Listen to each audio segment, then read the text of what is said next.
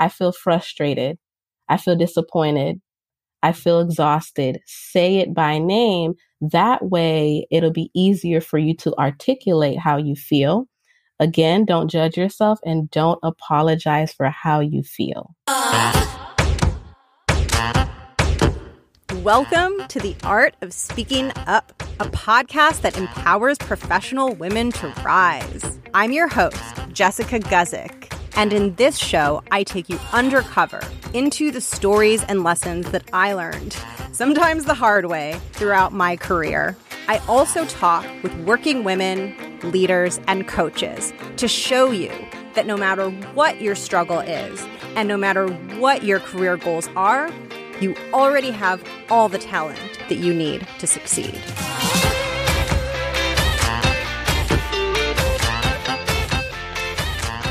Several episodes ago, I had a conversation with a good friend of mine, Alexia, and in that episode, we talked all about when to say no.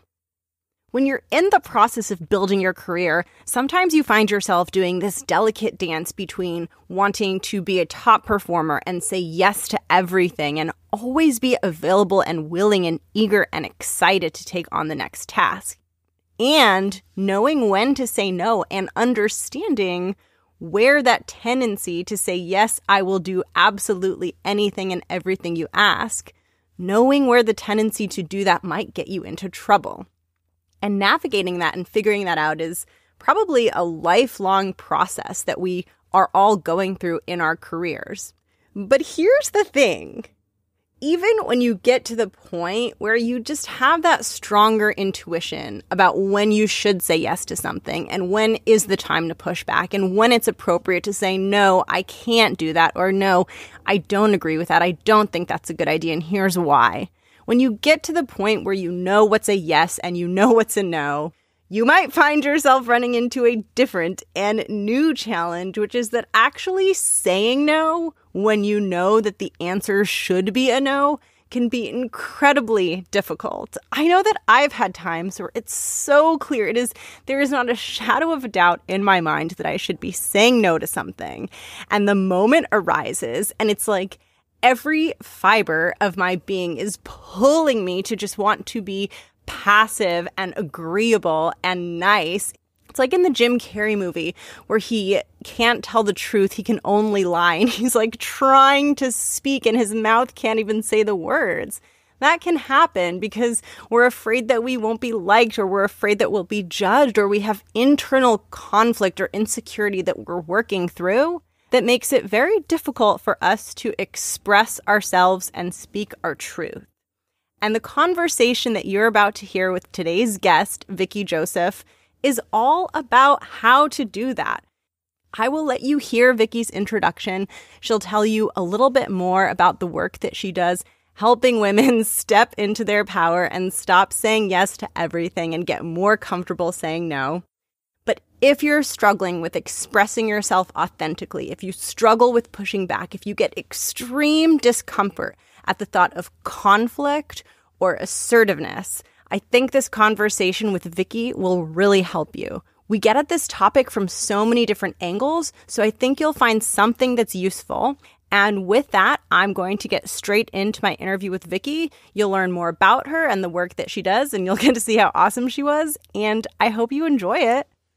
Welcome to the show, Vicky. I wanted to start by asking you to introduce yourself to listeners. So tell everyone who you are, what you do, and a little bit about how you got there. Okay, awesome. Well, thank you so much for having me, Jessica. I'm so excited to be here.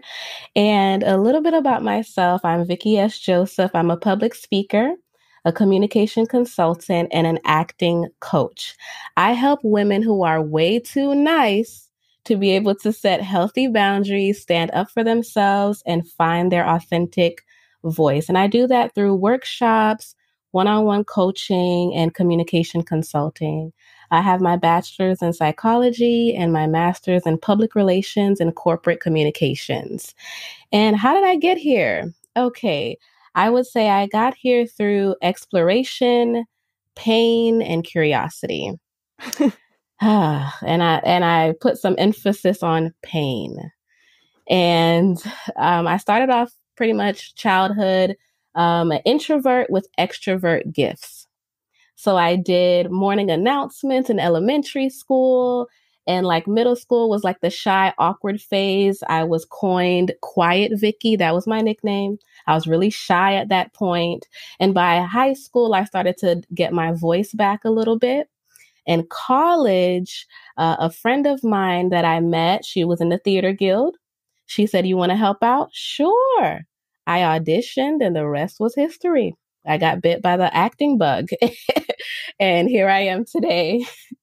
I love that. I personally have been super fascinated by the intersection of acting, boundaries, and self expression and emotion. So I actually wanted to ask you a little bit about that acting side of you. And I know that you do work with actors. And I wanted to just ask a little bit about what it means to express emotion as an actor, and if that type of expression actually has a use case or an application in everyday life off of the stage.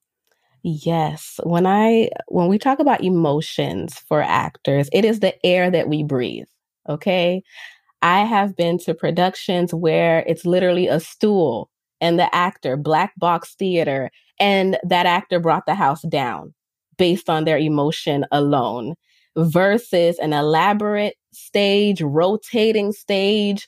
And if the actors were not connected to their emotions, they lost us. You know what I mean? And so the beauty of self-expression as an actor, the reason why you're connected to your favorite actor or TV host is the connection that they bring to whatever the message they're conveying. And so they bring character, depth, soul, and they bring that humanity, that relatability that reels you in. And we need that in our everyday life in order to build relationships, to build those connections. Absolutely. And I think a lot of people who listen to this show, some struggle with feeling connected to their emotions. And Mm-hmm. I would love to hear more about that emotional connection and how that can serve women in a professional environment and how they can get more in touch with it to have that similar impact or similar connection, but at work professionally. It is absolutely possible. And what I've learned in the acting realm, the reason why it was difficult to connect to the emotion of a character I was playing was because I was judging the character. And I was like, I would never do this. Why would she do this? This doesn't make sense. And so it took me a longer time to connect to the character because I was judging the character. And oftentimes we judge ourselves for the emotions that we have, the human emotions that we have. And so once we get past that judgment, then as an actor, you can play the role. And once you get past that judgment of yourself, then you're able to authentically feel those emotions. You can be able to convey your message. And also, what stops us is we don't want to feel the pain. We don't want to feel those icky emotions. So oftentimes actors, it's hard for them to delve deep into those emotions because those emotions are uncomfortable. And so the same in the business world, we don't want to delve into those emotions because we don't want to feel those uncomfortable feelings. We don't want to upset anyone. We don't want to rock the boat. We don't want to hurt anyone's feelings. And when we do that, we hurt our own feelings. We disappoint ourselves and we won't be able to move forward. Absolutely. I think it can also create a sense of separation because Mm-hmm. you're not acting in integrity with the real you. And it's like you have a copy pasted version of yourself. And I think that can also have a difficult negative impact. I absolutely agree. And there's like this whole internal conflict. I can say there's nothing that will haunt you more than what I should have said. That I should have said this. I wish I would have told her that. And it will haunt you sometimes for days, weeks, even years sometimes when you reflect back on a situation that you did not say what you wanted to say or needed to say in that matter. That is so huge for this show, too, because a central theme, the title of the show, is sometimes this struggle, like you're sitting in a meeting and you have an idea and you're afraid to say it. And I want to push people to say it, but I also I don't want people to feel upset if they don't get it perfect every single time, because That's it can be true. hard. Right. That is true. Like that this little saying that's floating around is done is better than perfect. And so at least give yourself a pat on the back for speaking up in the first place. It might not be perfect like you just said, but at least you did it. It's a huge milestone, especially for those who it's hard to set those boundaries. It's hard to speak up. The fact that you did is huge. That's a huge accomplishment. Absolutely. And I think it's very easy to not give ourselves credit for things. One thing that I wanted to ask you before we go into talking a little bit about boundaries and assertiveness, which is a huge interest area for listeners, is ways that listeners can get more connected to their emotions from that acting point of view. Like how can they get more centered in who they are so that the expression of it comes easier? Okay, well, we get connected to that. I think it once we embrace our humanity, because in order for me to accept the characters that I had to play, I had to understand, okay, well, why did she do what she did and what was her background, what was her story? And once I embraced the humanity of the character, then I could play it. I could give that character justice. In the same light, once you embrace your humanity and some of your limitations, you won't necessarily limit yourself so much. And oftentimes it's hard for us to embrace our humanity because there's this superwoman complex, right? I have to be right. I have to be perfect. I have to save the world. And sometimes people see us as inanimate objects. And we embrace that as well in the sense of you're a rock, you're strong, but in the same light, there's strength and vulnerability as well. So strength isn't just this one-sided situation. There's a duality to it. And so once you embrace your humanity, you understand that your needs and your emotions are valuable, then it'll be a little bit easier. So do not repress your feelings, call them by name. I feel frustrated. I feel disappointed. I feel exhausted. Say it by name. That way, it'll be easier for you to articulate how you feel. Again, don't judge yourself and don't apologize for how you feel. Not apologizing is key. I know it's a knee-jerk thing that's hard for me to get out of too. I think it's hard for so many people. And one thing I want to say before we go into talking a little more about boundaries is I think there is a fear in a professional environment because you have that Mhm. extra layer of like, I'm being evaluated. So like I need to put on this image of perfection. And I try to message to listeners that it's counterintuitive. Sometimes giving yourself more space for imperfection relaxes you, it loosens you up so you're not grasping so hard. And then you actually can access a much more talented, high performing, truer version of yourself. And it feels counterintuitive to loosen your grip and let go. But that's what I have seen. Right, that's true, especially in the business world, corporate America. The fears are that, okay, if I share my real emotions or how I feel, I will be blacklisted. I will be disregarded. I'll be labeled as the angry one, the bitter one. And no one wants to put those labels on themselves. So that's why, some people are leery of doing that. But the same token, it's not so much about what you say, it's how you say it and your approach to the situation that makes the difference. Absolutely. And that's such a perfect segue into boundaries, which I think is such an important topic, especially for women who are trying to move up, right? The more responsibility we're trying to take on, the more we need to become well versed in setting boundaries. And I know that that can be really, really difficult. So I wanted to just ask you to share, in your opinion, what are the first internal steps, like inside myself, before I even say anything to anyone, that I have to take in order to get better at asserting boundaries? It goes back to the emotions. We set that foundation earlier.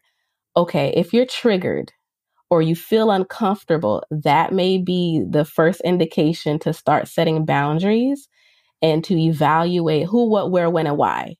Why do I feel this way? What's going on? And then once you identify the feelings, you'll see, okay, is this my 9-year-old self that's hurt about something that happened as a child?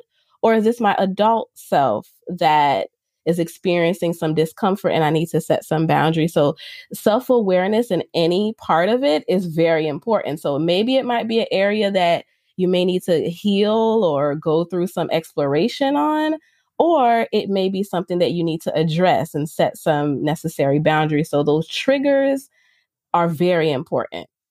I also wanted to ask you about the relationship between self-respect and boundaries.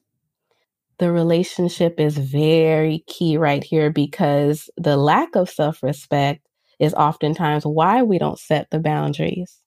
And I was reading an article recently on Mind Valley discussing about the relationship between self respect and happiness.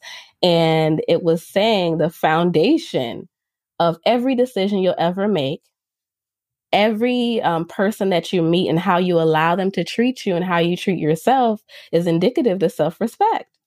And so that's a huge foundation there in boundary setting. And we've heard this before. If you don't stand for something, you'll fall for anything. And so you have to have those foundational values in your own life apart from what other people think, your own values that you stand on in order to be able to navigate through this life. Absolutely, because for me, in times where I've failed to assert a boundary, what it has felt like is I don't matter as much. Mm-hmm. And then you also end up with the thing you didn't want because you didn't assert the boundary. And so it kind of creates this cycle that feeds in, and reversing that cycle and getting it going in the other direction where you assert the boundary and then you therefore get more of what you want, makes you feel better. It grows your self-respect and your self-worth. The challenge in that is a lot of times, like, it comes down to the moment where you have to say no, or where you have to do the uncomfortable thing. And like, even if you've promised yourself that you're going to do it, there's this moment of terror and like Yes. this moment of like deep discomfort for me where everything inside of me is just like, no, just like go back to your old ways. It's so cozy. Just come back this way. And so True. I would love to get your thoughts and your advice on that feeling and that how to get through that situation. That feeling is gut wrenching. I know that feeling far too well. I mean, throat clenching, chest, palpitations, like it's very serious. And I kind of sum it up to two children on the playground, right?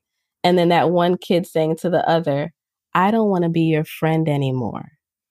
And how that child's life just literally shattered into a million, that I don't want to be your friend anymore. That fear of abandonment. Oftentimes relationship is currency to a lot of us, right? It's not what you know, it's who you know that'll get you into that next door.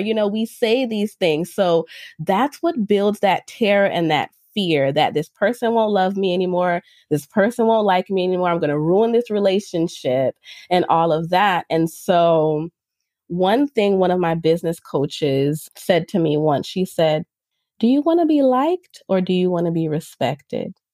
And it shook me because I wrestled with you know what, I do want to be liked, but I want to be respected more now. I want to transition into that. And that journey has been absolutely difficult. So what we do with those feelings when it comes up, we don't ignore it, right? You have to tell yourself, I'm not that little kid anymore that was bullied or that was mistreated. And I'm not going to allow, because I was bullied. That's why I'm saying this. So I understand where a lot of those feelings come from. So I'm not that little kid anymore. And I'm not going to deal with this particular situation in the sense of being bullied. And so baby steps, small steps, even if your voice is shaking, to have the difficult conversation. And so even if it's via email, even if it's via text or whatever the case may be, before you feel comfortable to have the conversation, start with the baby steps first.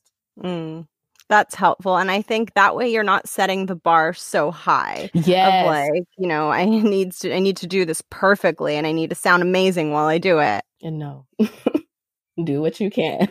Yeah, it's like that high standard. It just puts a lot of pressure and then it can backfire, which I've seen Yes. happen to me. um, One thing I am super curious to get your thoughts on is there such a thing as like, I don't know how to term this, but I'll call it a boundary manipulator, where it's people who are particularly good at kind of like spidey sensing where you have troubles asserting boundaries, whether it's specific areas or specific topics, but they kind of like can read you like a book. And around that specific person, like it's even harder. Absolutely. They're like bloodhounds. Like they can smell it. They like you said, spidey sense, like it's tingling. They know exactly the nice people, the people pleasers, and usually they surround themselves around people like that, to Hmm. do for them. So yes, absolutely. How how do we armor up around those people? Like, do you have any suggestions or any advice you would give to someone who's like making progress, but then there are these certain situations where they're just like, oh man, I can't do it. Yes. I had to accept people for who they are. That was very hard for me because I always had rose colored glasses and I had this kumbaya, my lord. Like, just nobody's mean and there's nobody out here that has ill intent. And once I took off the rose colored glasses and saw people for who they are, not villainizing anyone, but just identified, okay, these are the people that I have a tough time setting boundaries with. So I had to identify those people. Why did I have a hard time, setting those boundaries with them? And it became a little bit easier. And Maya Angelou has this quote: when people show you who they are, believe them the first time. And I had a difficult time believing people because I saw them for who I wanted them to be and not who Hmm. they were in that moment. And so stop ignoring your intuition, believe your gut feelings, and move off of that. I would say also read books. There's a beautiful book called Boundaries by Henry Cloud. Great book, because there's people who lived the experience, that went through it, that know how to, get through it. So I was like, read some amazing books. There's Codependency No More. Another great book that I thought was helpful to me was No More Christian Nice Girl. That was a cool book that I read. So there's a lot of books that I think that can help you stay accountable, getting accountability partners.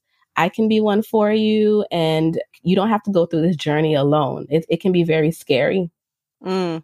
Intuition is huge. And I Hmm. think it can be scary to trust it at first, but I'm like you. I assume everyone's so happy and good. And I often get into trouble because of it. And I would just, encourage listeners to trust that intuition. It doesn't lead you wrong, it doesn't lead you astray. Right. And we don't have to have all the answers. Sometimes we want everything, painted out about the person's character and who they are. We won't get all the answers. Just trust the gut feeling and move accordingly.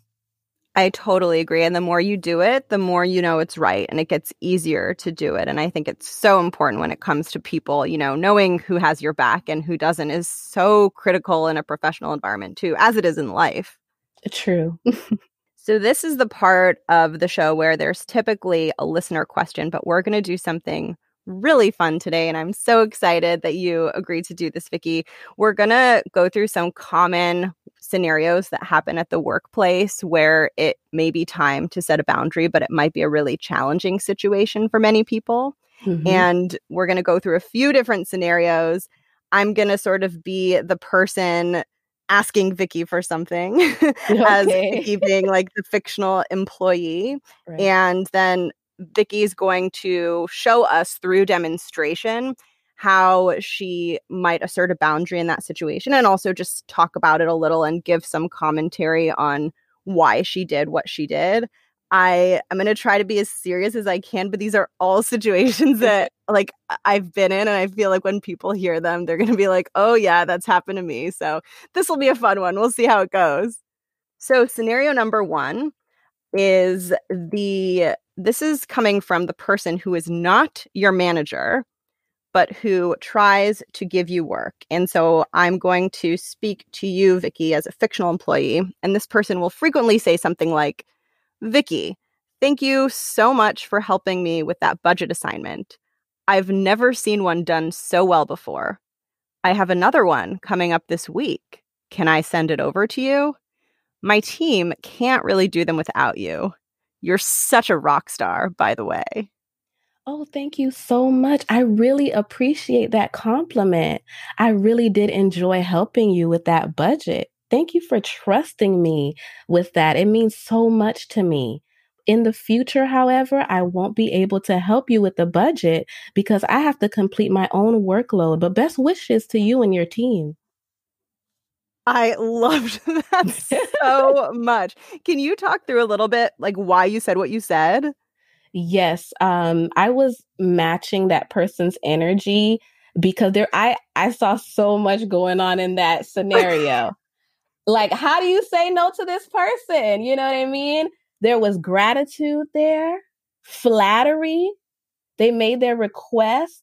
And I don't see how I could ever do this without you. Like, I mean, my goodness, how do you turn this down? But what you iterated was so clear. First of all, this is not my manager. Mm-hmm. So the work that I'm doing, I did it as a favor. And before I helped you, you found a way to do it before I did it. So the implication of, I don't see how, woe is me, I couldn't, you know what I mean? It got done before I helped you.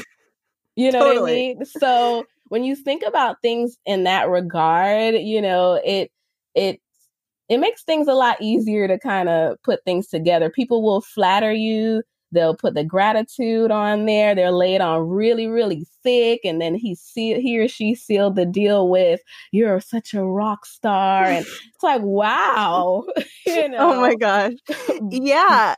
And this is such a common situation because I think very often we raise our hands to do work because we want to say yes, we want to make a good impression, and it can lead to this pattern of getting taken advantage of. And the piece that you said about matching the person's energy is such a valuable nugget because I think one thing that can be so helpful for people to understand is when it comes time to push back and assert the boundary, you don't have to say it in a way that feels like in an emotional way that feels icky. You can say it with so much respect, and you can treat the person in the way you communicate very positively, but you have to stick to your truth, which is that you shouldn't be continuing to work on these assignments. That is true.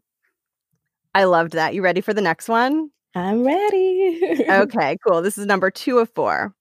So this is your manager. Your manager comes up to your desk at the end of the workday. You're ready to leave and you have somewhere to be. Vicky, can I ask you a huge favor? I messed up the formatting of this document and I need it for a meeting tomorrow morning. Is there any way you can fix it for me before the meeting? I would love to help you format the document, but I won't be able to come in early enough to fix it for you. And then what do you do if the manager is kind of like, what do I do? How do I get this thing fixed? Well, I think I would have to kind of focus on myself first in a way, because it's kind of like you have to understand once you leave the office, what are your responsibilities, right? There's people who have children they have to pick up. There's things they have to do. The morning setup for that person may be taking children to school or, fixing certain things. So by the time they get to work that day, they may not have 45 minutes to fix coffee and, get ready for work. And so I understand the manager may need certain things in place. Certain things we can tell the manager is, in cases like this, I'm going to need a lot more time, a lot more notice in order to fix this. Maybe I'm not able to do it today, but in the future, I need a little bit more notice, to be able to do this. If you feel like you do have time to do it and you've evaluated your schedule and you think you have a gap in there to do it, you can, but let the manager know I need more notice in order to do something like this in the future. That is super important. And I think also, if anyone is in a situation like this and they're feeling like very stuck, like, what do? I like don't want to ruin my night. Like this assignment feels inappropriate, feels like a little bit of an encroachment on my time. Like Mm-hmm. sometimes radical honesty can be a good solution to say something like, I am feeling so torn. I want this document to look perfect for this meeting. And Mm-hmm. I have this commitment that I'm headed out to that would be really difficult for me to move. If it's too hard to just say no, maybe start with that as an intermediate Mm-hmm. step and begin that dialogue with your manager too. This is a really tricky one. It really is, because how I started, I would love to help you. Mm-hmm. You know what I mean? We start off with pleasantries. I would love to. And then give the critique or the letdown, and then, close it with the in the future or hopefully or something along those lines. But I agree with you. You have to be honest, because if you do this assignment, now the boss has placed the pressure on you and you Mm-hmm. don't execute it in the manner that the expectation is on, then now you have that pressure and then you get in trouble for something that wasn't even your responsibility in the first place. Absolutely. I think that's so true. And I think it really sends a message of how much you respect yourself and how much conviction you have in yourself when you assert these boundaries. And when you do it in the proper way, you end up being perceived more maturely, which is counterintuitive because you think by saying yes, it's going to get you ahead. But when you are able to delicately navigate through these like sticky jungle gym situations, you begin showing up as a leader. People begin picking up on that. And you will see, you will get less of these asks, these kind of asks, less of them will come to you. That's true. All right, you ready for the next one? I'm ready. So in this scenario, you need something from someone on another team. This person doesn't report to you, so they don't really have a direct responsibility to you, but you need it very urgently. They have been ignoring your emails, so you are going over to their desk to talk with them in person. Hi, Michelle. I sent you an email 3 p.m. on Wednesday in regards to the evaluations. I need to add them to the reports by chance. If you have them on hand, may I have them, please? Perfect. And now what is going on here, like psychologically, and how are you thinking through this one? I'm absolutely frustrated, but because I mean, at this point, but your tone of voice does not have to match how you feel. You know what I mean? And so, what do they say? You get more bees with honey. Mm-hmm. And so, if my approach to her is aggressive or mean or something like that, I may not get this done or get these evaluations. So, what I would do in that matter, if I go to her and she still doesn't have it to hand it to me, I would then go and write an email just expressing, reiterating what we just spoke about. And then I would CC people, let's say management or someone along those lines, because especially in corporate America, you need a paper trail. Mm-hmm. And so if I do not have what I need to do my job effectively, then the hammer is going to get dropped on me. So one thing with women or individuals who are way too nice, we cover everyone's back but our own. And so in this case, you have to be able to cover your back too. I totally feel that, the not wanting to like tell on someone or, like get them Mhm. in trouble, quote unquote. Right. All right. So the next and the last scenario is you've asked your coworker to send you some information and what they send back is incorrect. You need to now go back to them, tell them it's incorrect, and ask them to redo it. Hi, Roberto. I reviewed what was sent over. I would like it to be done a little differently. This is what I had in mind. I wanted to share some suggestions with you on how to change this. Please alter this document and send the revisions to me. I love that. So, love to hear your reasoning behind that one. Okay, so yes, I could easily say this is incorrect, do it over, bye.